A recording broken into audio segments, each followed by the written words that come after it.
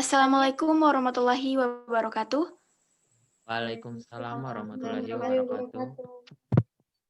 Perkenalkan, kami dari kelompok B6 akan mempresentasikan hasil diskusi kami dengan materi bahaya dan pencegahan penyakit hepatitis. Dipersilakan kepada teman-teman.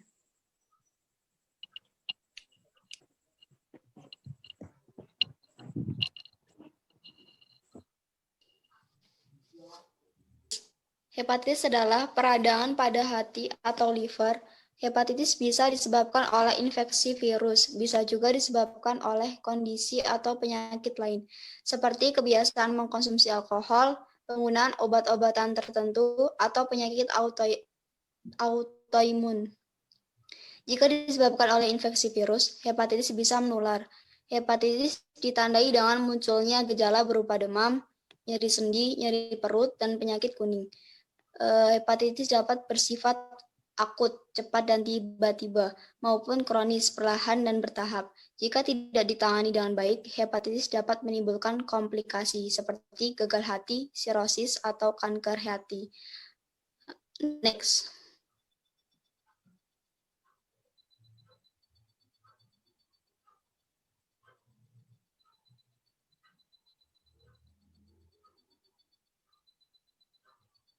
Penyebab hepatitis.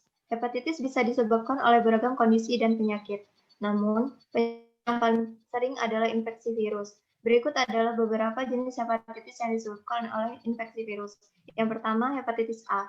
Hepatitis A disebabkan oleh infeksi virus hepatitis A. Hepatitis A ditularkan melalui makanan atau minuman yang terkontaminasi feses penderita hepatitis A yang mengandung virus hepatitis A.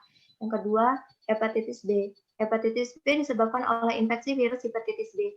Hepatitis B dapat ditularkan melalui kontak langsung dengan cairan tubuh penderita hepatitis B.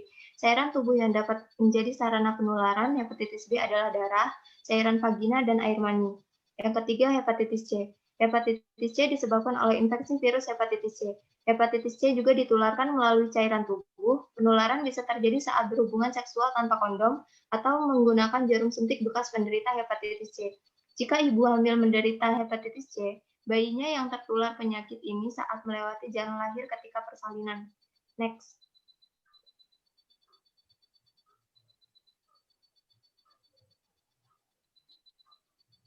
Yang keempat, hepatitis D. Hepatitis D disebabkan oleh infeksi virus hepatitis D. Hepatitis D merupakan jenis hepatitis yang jarang terjadi, tetapi bisa bersifat serius. Virus hepatitis D tidak dapat berkembang biak di dalam tubuh manusia tanpa adanya hepatitis B. Hepatitis D ditularkan melalui cairan darah dan cairan tubuh lainnya. Yang kelima, hepatitis E. Hepatitis E disebabkan oleh infeksi virus hepatitis E. Hepatitis E mudah menular pada lingkungan yang memiliki sanitasi yang buruk, salah satunya melalui kontaminasinya pada sumber air. Next.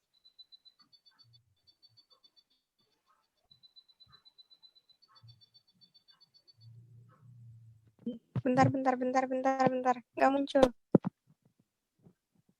Oh, udah muncul. Nggak on kan nggak apa-apa ya? Nggak apa-apa. Oke. Selain disebabkan oleh virus, hepatitis juga dapat disebabkan oleh beberapa hal kondisi berikut. 1. Konsumsi alkohol secara berlebihan. Konsumsi alkohol secara berlebihan bisa menyebabkan peradangan pada hati atau hepatitis dan menimbulkan kerusakan permanen pada sel-sel hati sehingga fungsi hati akan terganggu. Jika dibiarkan, kondisi ini dapat berkembang menjadi gagal hati dan sirosis. 2. Obat-obatan tertentu. Penggunaan obat-obatan melebihi dosis dan paparan racun juga dapat menyebabkan peradangan pada hati. Kondisi ini disebut toxic hepatitis. 3. Penyakit autoimun. Pada hepatitis yang disebabkan oleh penyakit autoimun, sistem imun tubuh secara keliru menyerang sel-sel hati sehingga menimbulkan peradangan dan kerusakan sel. Next.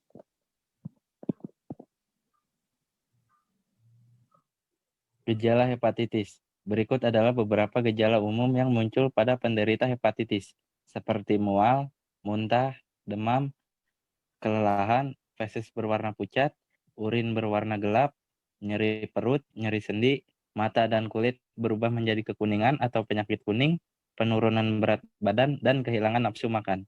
Next. Faktor resiko hepatitis. Beberapa faktor yang dapat meningkatkan resiko seseorang menderita hepatitis adalah 1. Kurang menjaga kebersihan, seperti tidak mencuci tangan sebelum makan. 2. Mengkonsumsi makanan yang terkontaminasi virus hepatitis atau makanan yang tidak dimasak hingga matang. 3. Berbagi penggunaan barang pribadi dan jarum suntik dengan orang lain. 4. Melakukan hubungan seks tanpa kondom dengan penderita hepatitis akibat infeksi virus. 5. Memiliki penyakit infeksi akut dan kronis. 6. Memiliki penyakit autoimun. 7. Memiliki riwayat hepatitis dalam keluarga. 8. Sering menerima transfusi darah, terutama bila darah yang didonorkan tidak melalui pemeriksaan ketat atau alat yang digunakan tidak bersih. Next.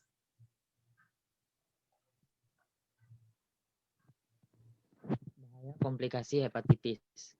Sebenarnya, bahaya hepatitis A tidak separah hepatitis B dan hepatitis C, karena tidak menyebabkan gangguan hati jangka panjang atau kronis, dan jarang berakibat fatal. Namun, hepatitis A dapat menyebabkan kerusakan hati akut yang cukup berbahaya dan dapat menyebabkan kematian, terutama pada orang yang sudah pernah mengidap penyakit hati sebelumnya. Terkena hepatitis A dan pada pengidap manual. Selain itu, pada bagian kasus, hepatitis A bisa kambuh lagi. Penderita hepatitis B kronis berisiko menimbulkan sirosis, kanker hati, dan gagal hati. Meski jarang terjadi, infeksi hepatitis B akut juga dapat menyebabkan komplikasi berupa hepatitis B fulmina yang dapat mengancam nyawa. Next.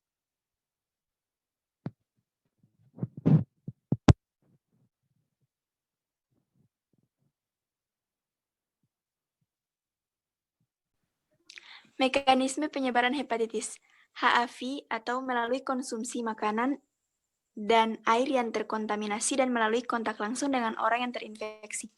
HBV, terpapar darah, air mani, dan cairan tubuh lainnya dari pasien hepatitis B, HBV, dapat ditularkan dari ibu yang terinfeksi ke bayi pada saat kelahiran.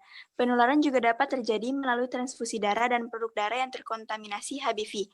Penggunaan jarum suntik yang terkontaminasi HBV, HCV, melalui transfusi darah yang terkontaminasi HCV, penggunaan jarum suntikan yang terkontaminasi selama prosedur medis, dan melalui penggunaan jarum suntik bersama. HDV, dari ibu ke anak selama kelahiran dan persalinan. Selain itu juga melalui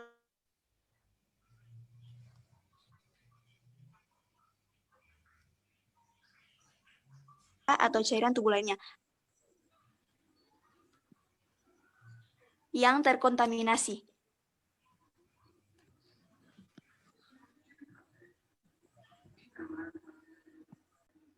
Pencegahan hepatitis. Anda dapat menurunkan risiko terjadinya hepatitis dengan melakukan beberapa langkah berikut. Yang pertama, cuci tangan secara teratur dengan air dan sabun, terutama setelah beraktivitas di luar ruangan dan sebelum makan. Lakukan hubungan seks yang aman, misalnya dengan menggunakan kondom dan tidak bergonta-ganti pasangan. Hindari berbagai pengguna barang-barang pribadi seperti sikat, gigi, atau handuk, termasuk juga peralatan makan. Jaga daya tahan tubuh dengan mengonsumsi makanan bergizi, berolahraga secara teratur, dan beristirahat yang cukup. Jangan mengkonsumsi alkohol dan nafza. Hindari mengkonsumsi makanan yang belum dimasak hingga matang dan air minum yang terjamin kebersihannya atau belum direbus hingga mendidih. Lakukan vaksinasi hepatitis sesuai jadwal yang diberikan oleh dokter. Next.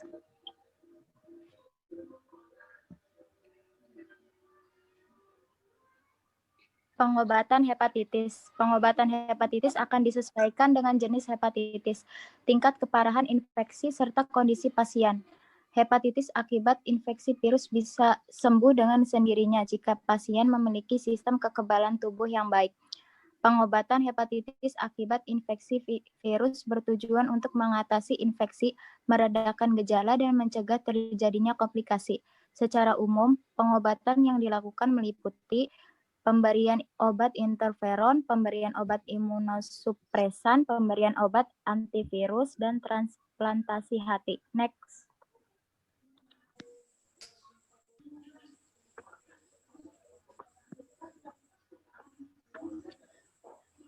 Upaya dan ajakan pencegahan penyebaran. 1. Terapkan kebiasaan mencuci tangan. 2. Perhatikan konsumsi makanan dan minuman. 3. Segera lakukan vaksinasi. 4. Kenakan pelindung tubuh. 5. Hindari berbagi barang pribadi. Saya kembalikan ke moderator.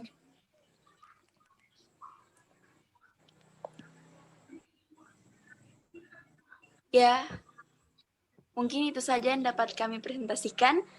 Kurang dan lebihnya kami mohon maaf. Wabillahi taufiq wal hidayah. Wassalamualaikum warahmatullahi wabarakatuh. Waalaikumsalam warahmatullahi wabarakatuh. Waalaikumsalam warahmatullahi wabarakatuh.